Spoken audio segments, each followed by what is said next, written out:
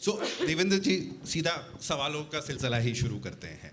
अभी मैं अपने दोस्त आपके इधर चीफ कोऑर्डिनेटर पीयूष गिरगांवकर से बात कर रहा था, तो उन्होंने मुझे इतना लंबा लिस्ट दे दिया कि Devendra ji as an infrastructure man, Devendra ji as the water man, कि हमारे पास जल युग शिविर की हम लोग बात कर सकते हैं, अटल सेतु सेल्फी पॉइंट कैसे बन गया है लोगों के लिए, उसकी बात कर सकते हैं, समृद्धि मार्ग की बात कर सकते हैं।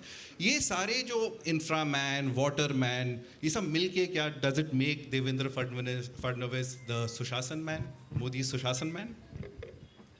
देखिए, मैं इतना ही कहूँगा कि ये सारी चीज़ें जो हम कर पाए वो केवल जो इंस्पिरेशन हमें मोदी जी के माध्यम से मिली और जो सपोर्ट मोदी जी के माध्यम से मिला, उसी के कारण हम सारी ये चीज़ें कर पाए। क्योंकि मैं कहना चाहता हूँ कि जितने इंफ्रास्ट्रक्चर प्रोजेक्ट मैंने किए, इसमें से कोई भी नया नहीं है। जिस अटल सेतु की आपने बात करी, अटल सेतु का प्लानिंग हुआ था 1972 में। उसके बाद 1982 में उस पर एक कमेटी बनी जिसने एक रिपोर्ट दिया। 1992 में जीआरडी टाटा की कमेटी बनी जिसने कहा कि इस प्रकार से ब्रिज बन सकता है, लेकिन वो नहीं बन पाया। बस उसके ऊपर चर्चाएं होती रही। और जिस समय मैं मुख्यमंत्री बना, उस समय जब मैंने ये देखा कि हम मुंबई आज क्यों लूज़ कर रही है, मुंबई बेंगलोर बड़ा हो रहा है, हैदराबाद बड़ा हो रहा है, मुंबई क्या लैक कर रही है, तो ध्यान में आया कि मुंबई में स्पेस ही नहीं है। इसलिए रेंटल्स इतने बढ़ गए कि अब मुंबई अनअफोर्डेबल हो गया। अब यहाँ पर टेक बिजनेस नहीं आ सकता। और अगर मुंबई को वापस उसी पोजीशन पे लाना है तो हमको मुंबई में लैंड क्रिएट करनी पड़ेगी, जो इम्पॉसिबल है।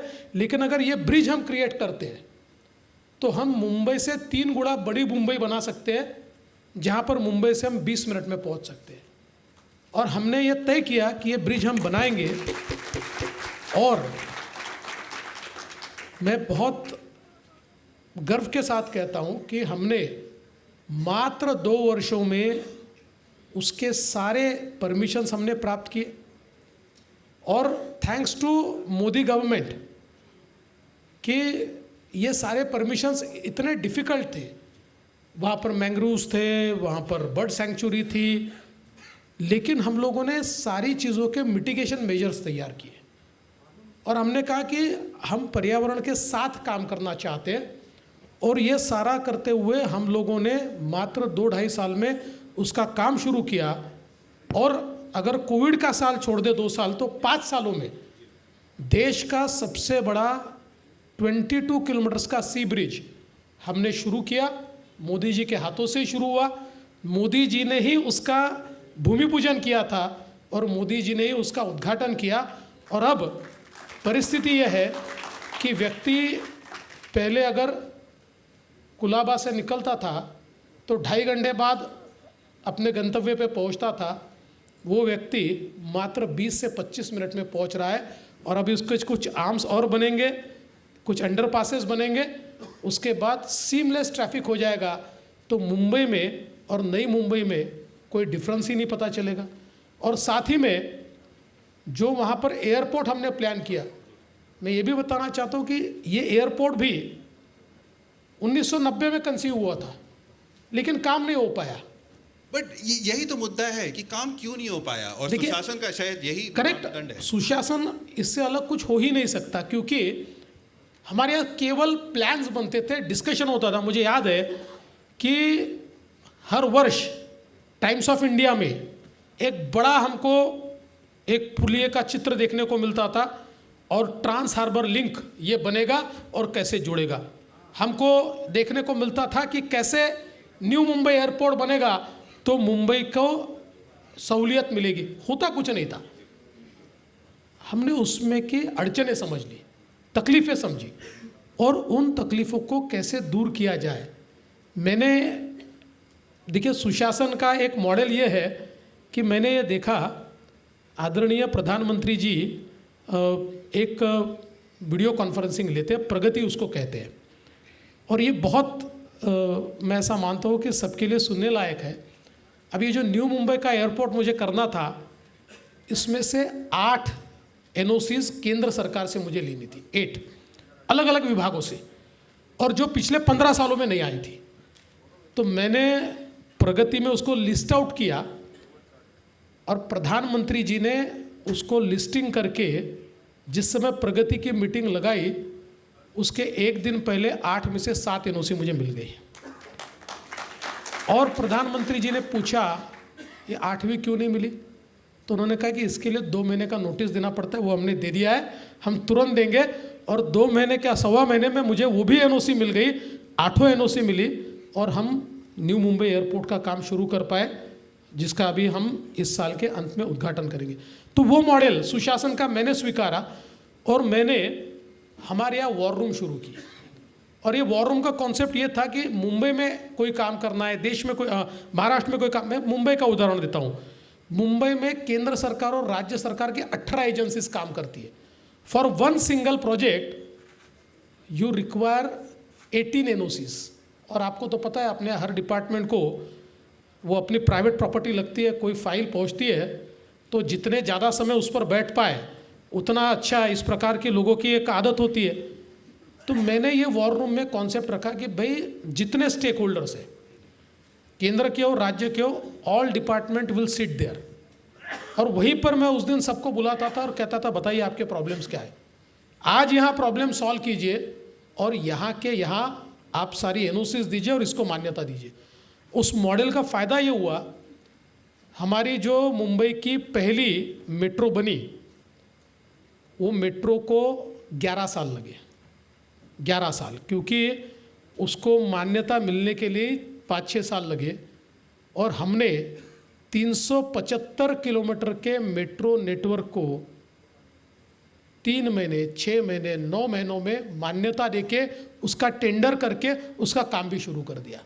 तो ये जो एक हम लोगों ने एक गुड गवर्नेंस का मॉडल लाया कि जिसमें वॉर रूम का कॉन्सेप्ट लाया और सारे स्टेक होल्डर को साथ में लाना शुरू किया, तो मुझे लगता है कि वो हमारा सबसे बड़ा गेम चेंजर रहा कि जिसके कारण हम लोग बहुत गति के साथ काम कर पाए।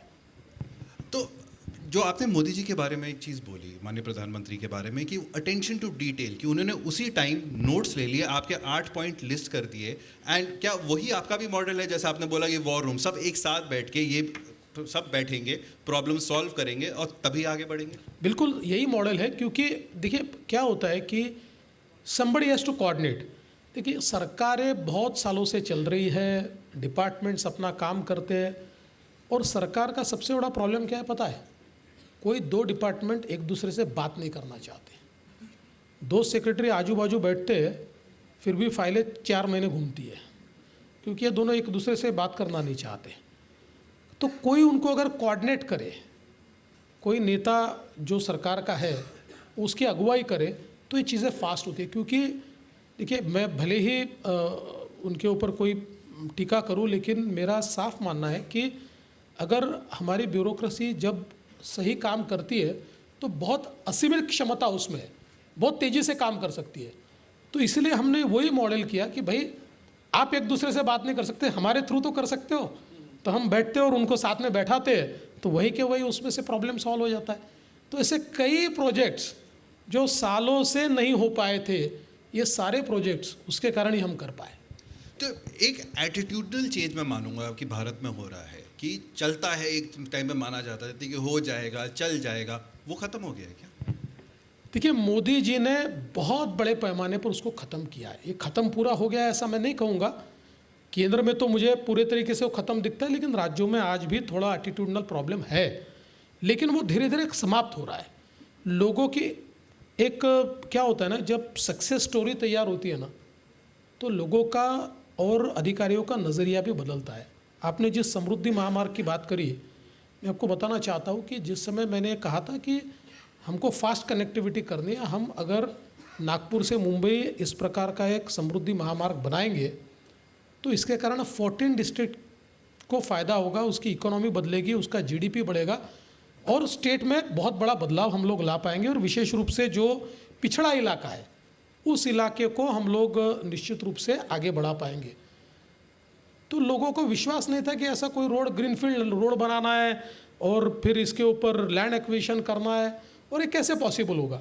हमने उसके मॉडल तैयार किया। हमने कहा कि देखिए लैंड एक्विजिशन हम करेंगे। हमने ग्रीनफील्ड रोड का अलाइनमेंट जब तय किया तो मेरे ध्यान में आया कि उस समय कुछ बड़े नेताओं ने भी मुझे कहा था कि यार कौन से नए ग्रीनफील्ड रोड में आप पढ़ रहे हो, जो एग्जिस्टिंग रोड है उसमें आप थोड़ा एक्विजिशन कर लो, उसको बड़ा कर लो, उसको एक्सप्रेसवे में कन्वर्ट करो। मैंने उनको इकोनॉमिक्स बताया। मैंने कहा देखिए वहाँ की लैंड प्राइजी है, उसको एक्वायर करना भी कठिन है, वहाँ के लोग बिजनेस करते हैं, वो कोई एक्वायर भी नहीं करने देंगे और 4 गुना ज़्यादा पैसा लगेगा।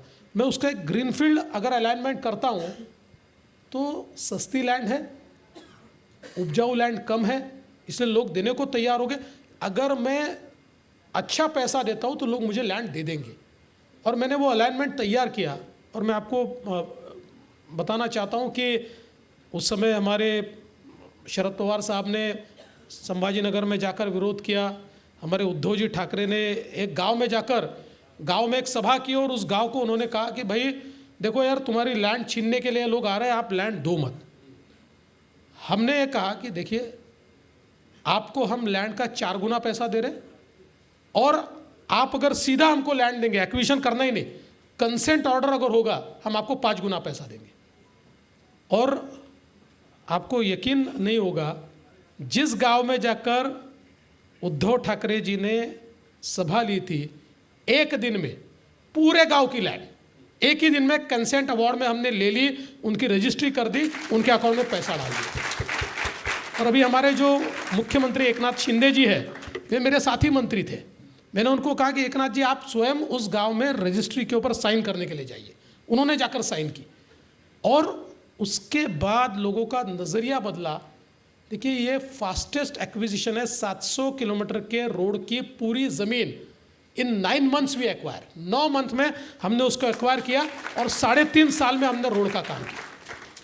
तो देवेंद्र जी आप जब दोपहर शाम को प्रोग्राम स्टार्ट हुआ था उस टाइम पे आपने बोला था कि सुशासन दिखता नहीं है, ऑक्सीजन है। वो एक बहुत मतलब मेरे दिमाग में जहन में बैठ गई थी ये बात, क्योंकि लोगों की उम्मीदें हमेशा जुड़ी होती है हमारे नेताओं से, हमारे शासकों से। हमेशा चाहिए होता है और ज़्यादा और ज़्यादा और ज़्यादा। अच्छा इतना बड़ा अगर आपने अटल सेतु बना दिया है या समृद्धि महामार्ग बना दिया, अब क्या अब क्या अब क्या।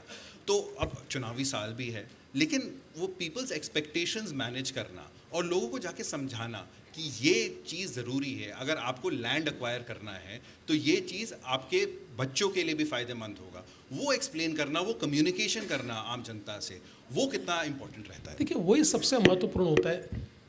आज हमारे प्रोजेक्ट्स को विरोध क्यों होता है? तो सरकारों के सामने एक विश्वास का संकट हमेशा होता है। लोगों के मन में हिस्टोरिकली ये बात कह दी गई है कि सरकारें तुम्हारी लैंड ले लेगी, तुमको कुछ देगी भी नहीं, कोई प्रोजेक्ट होने वाला नहीं है।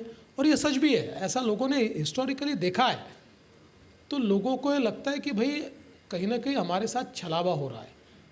आप जब प्रोजेक्ट्स करते हो, जब आप कम्युनिकेट लोगों से करते हो, जैसे मैंने आपको कहा कि ये सारे प्रोजेक्ट्स के समय हर प्रोजेक्ट में PAPs थे, प्रोजेक्ट अफेक्टेड पीपल थे, लेकिन उनसे हमने संवाद किया, उनको हमने बताया हम क्या करना चाहते हैं, हम उनकी कैसे भलाई करते हैं। और इसमें सबसे बड़ी बात मैं ऐसा मानता हूँ कि ट्रांसपेरेंसी, ये इसकी की है। लोगों के सामने अगर आप ट्रांसपेरेंटली चीज़ें रखेंगे, जैसे हम लोग जब कोकण में रिफाइनरी करना चाहते थे और उद्धव ठाकरे जी ने उसको बहुत विरोध किया, हमको उसको रोकना पड़ा। उनके विरोध के बावजूद 10,000 एकड़ लोगों ने हम लोगों को पत्र दिए कि हम हमारी ज़मीन देना चाहते हैं। ये बात अलग है कि बाद में उनकी सरकार आई और उन्होंने उसको पूरा ही रोक दिया, तो हमारा नुकसान हुआ, अभी हम दूसरे को उसको ले जा रहे हैं। पर आप अगर ट्रांसपेरेंटली लोगों को ये बताएं। और मैं आपको एक चीज़ और बताता हूँ कि देखिए हमारे प्रधानमंत्री जी ने एक बहुत नई हमको व्याख्या दी है, आंदोलनजीवी। तो ऐसे आंदोलनजीवी मुझे इसमें बहुत देखने को मिले। कुछ पार्टियां भी आंदोलनजीवी है और कुछ लोग भी है। एक ऐसी कम्युनिटी तैयार हुई है जो विकास का विरोध करने के लिए हर प्रोजेक्ट के विरोध। अभी अब जब हम डिटेल में गए तो ध्यान में आया ये वही लोग हैं, इस प्रोजेक्ट में भी है, इस प्रोजेक्ट में भी है, इस प्रोजेक्ट में भी है। उसमें और डिटेल में गए, उनको पैसा भी एक ही जगह से आ रहा है। तो एक प्रकार से हमारे देश में विकास का विरोध करने के लिए एक इकोसिस्टम भी तैयार हुई है। जिस इकोसिस्टम को हमको तोड़ना पड़ता है, क्योंकि अनफॉर्चुनेटली सरकार कहती है कि हम आपकी भलाई कर रहे हैं और कोई जाकर कहता है कि नहीं सरकार आपकी बुराई के लिए कर रही है, तो हमारे यहाँ लोगों का विश्वास पहले उस पर बैठता है कि नहीं ये सरकार का कोई ना कोई इसके अंदर दाव है, सरकार हमको तो कुछ, तो इसलिए वो विश्वासार्हता ये बहुत महत्वपूर्ण है। तो अगर हम लोग मोदी जी के एक पहल की बात करें, विकसित भारत बनना है, विकसित भारत, अगर हम लोग G20 का एग्जाम्पल है, जैसे G20 इस देश में एक जन आंदोलन बन गया था, विकसित भारत को सुशासन को के जरिए हम लोग कैसे अचीव कर सकते हैं? How can it become a people's movement? देखिए, सबसे बड़ी बात इस देश में मोदी जी ने जो सबसे बड़ा चमत्कार किया ना, इस देश के डिलीवरी सिस्टम को उन्होंने बदला। देखिए, देश के अंदर स्कीम्स बहुत बनती थी, हमेशा बनती थी। गरीबी हटाओ का नारा आता था, 20 पॉइंट प्रोग्राम बनता था, 40 पॉइंट प्रोग्राम बनता था, इम्प्लीमेंट नहीं होता था। आपको याद होगा राजीव जी ने एक बार कहा था कि मैं दिल्ली से 1 रुपया भेजता हूँ तो अंतिम व्यक्ति तक 15 पैसे पहुँचते हैं, 85 पैसे व्यवस्था खाती है। तो इस देश में इंटेंशन चाहे कुछ भी रहा हो, लेकिन डिलीवरी सिस्टम इतनी करप्ट थी कि सारे इंटेंशंस को वो ध्वस्त कर देती थी। तो मोदी जी ने सबसे पहले वार किया उस डिलीवरी सिस्टम पे और एक नई डिलीवरी सिस्टम बनाई, जिसमें टेक्नोलॉजी का भी उन्होंने उपयोग किया, जिसमें एक चेक एंड बैलेंस की सिस्टम का भी उन्होंने उपयोग किया, जिसमें एक बहुत बड़ी अकाउंटेबिलिटी उन्होंने खड़ी की। और उसके बाद मोदी जी ने उसका डेमोक्रेटाइजेशन किया। कोई भी योजना मोदी जी जिस समय घोषित करते हैं, तो पहले ये होता था कि दिल्ली में योजना घोषित होती थी, जंगल में मोर नाचा किसने देखा, ऐसा जो कहते हैं, किसी लाभार्थी को ये पता भी नहीं होता था कि मेरे लिए योजना बनी है। यही फ़ोटो खींचते थे, यहीं के पेपर में छपते थे, कभी कभी एक फुल पेज ऐड आ जाती थी जो कोई देखता नहीं था, पता नहीं होता था किसी को। मोदी जी ने कहा ये नहीं चलेगा, हमको लोगों की सहभागिता इसमें चाहिए। तो मोदी जी जब भी कोई योजना शुरू करते थे, उस योजना को शुरू करते समय किसी एक राज्य में जाते थे, उस राज्य में बड़ा फंक्शन वो करते और उसके साथ साथ हर राज्य को उसमें जोड़ते, और जो हमारा हर गांव में CFC है वहाँ पर भी उसको जोड़ते, वहाँ पर भी लोग जमा होते। तो मोदी जी की कोई योजना पहले दिन, जो पहला दिन उसका होता है, जिस दिन लॉन्च होती है, उस दिन कम से कम 7 से 10 करोड़ लोगों तक पहुँच जाती है। तो लाभार्थी को उसी दिन पता चलता है कि मेरे लिए योजना बनी है, मैं इसका बेनिफिशियरी हूँ। और ये जो डेमोक्रेटाइजेशन उन्होंने उसका किया और डिलीवरी सिस्टम को सुधारा, मैं ये मानता हूँ कि आज जो चेंज हमको दिखता है ये इसी सुशासन का चेंज है। ये गुड गवर्नेंस जिसकी हम बात करते हैं, ये वही गुड गवर्नेंस है। इसलिए मैंने जो आपने बात कही कि जब हम लोग अभी सांस ले रहे हैं, आराम से सांस ले रहे हैं, तो हमको ऑक्सीजन का पता नहीं है। जैसे ऑक्सीजन कम होगा तब पता चलता है ऑक्सीजन का महत्व क्या है। ऐसे ही गुड गवर्नेंस है। गुड गवर्नेंस जब चलता है तो लोगों को लगता है हमारा अधिकार है, हमको मिल रहा है। लेकिन जब सिस्टम करप्ट होती है और आपका अधिकार लेकर चली जाती है, तब लोगों को ये पता चलता है कि गुड गवर्नेंस क्यों होना चाहिए। और मुझे लगता है कि आज मोदी जी ने सफलतापूर्वक देश के लोगों के मन में इस बात को रचाया और बसाया कि आपकी भलाई गुड गवर्नेंस में है और गुड गवर्नेंस के लिए वोट कीजिए।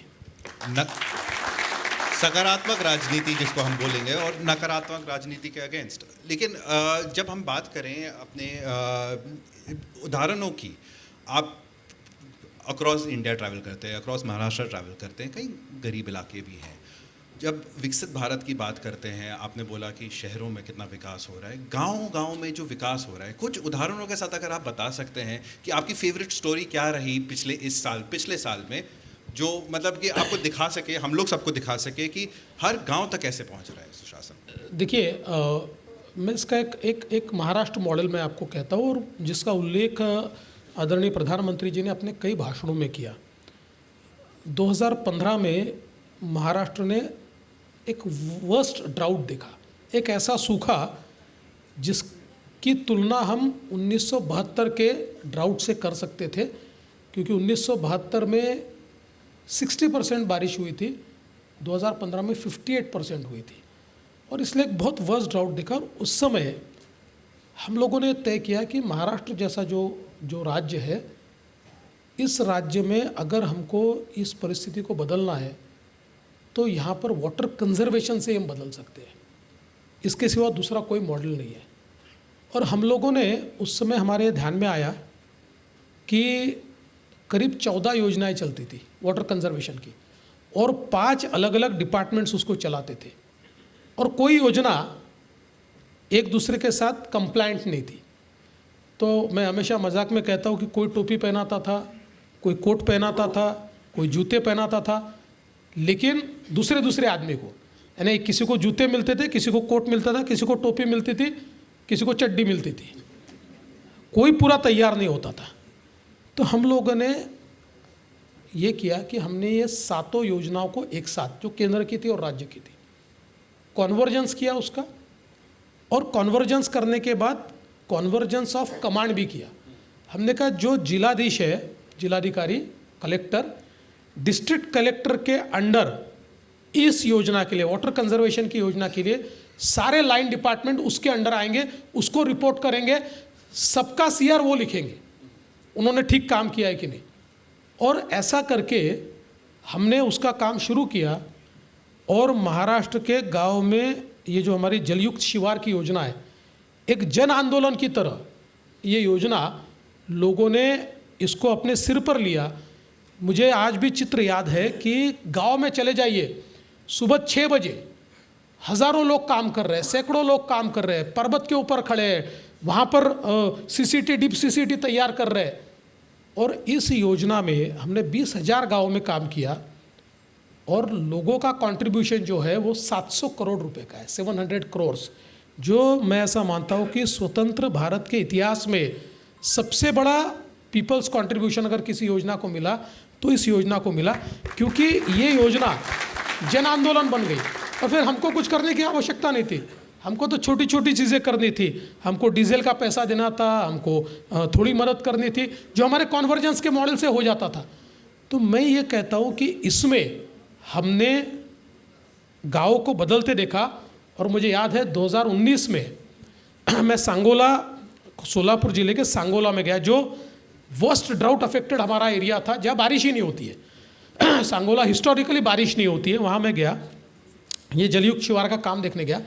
एक किसान ने मेरा हाथ पकड़ा और मुझे कहा कि मुझे आप मेरे खेत में चलिए।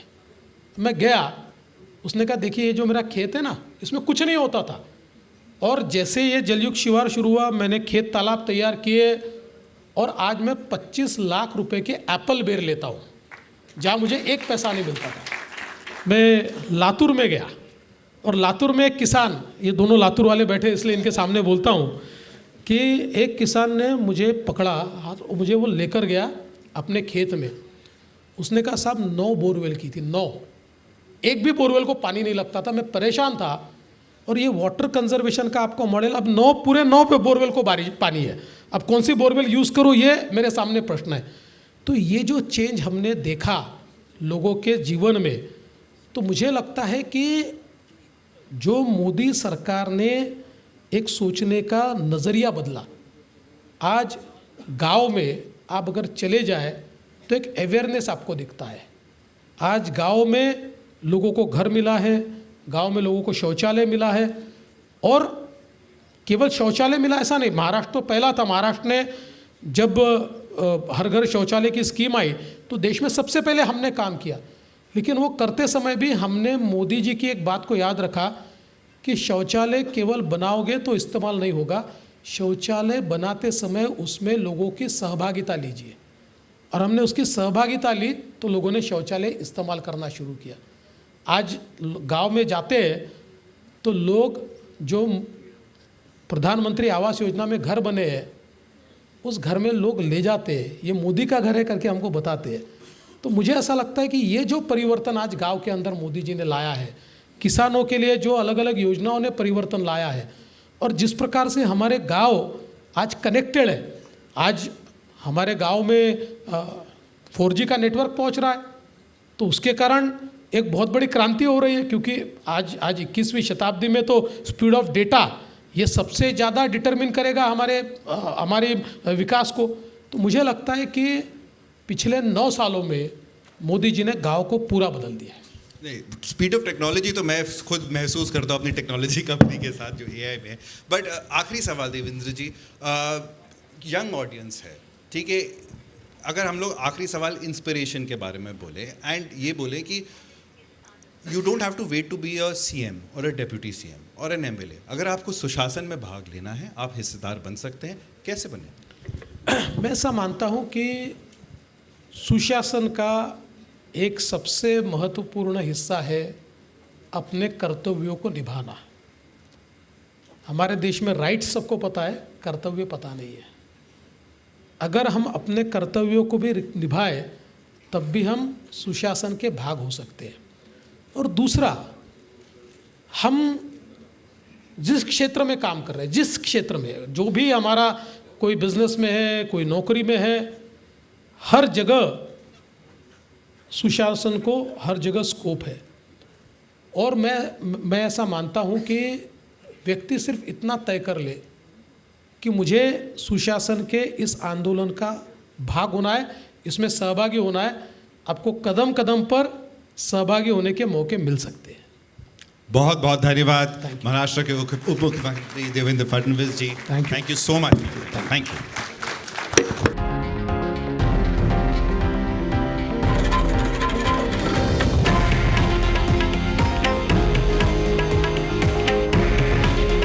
हे आहे देशातील नंबर 1 न्यूज नेटवर्क आणि आपण पाहत आहात TV9 मराठी। काळजी तुमची, हित महाराष्ट्राचं।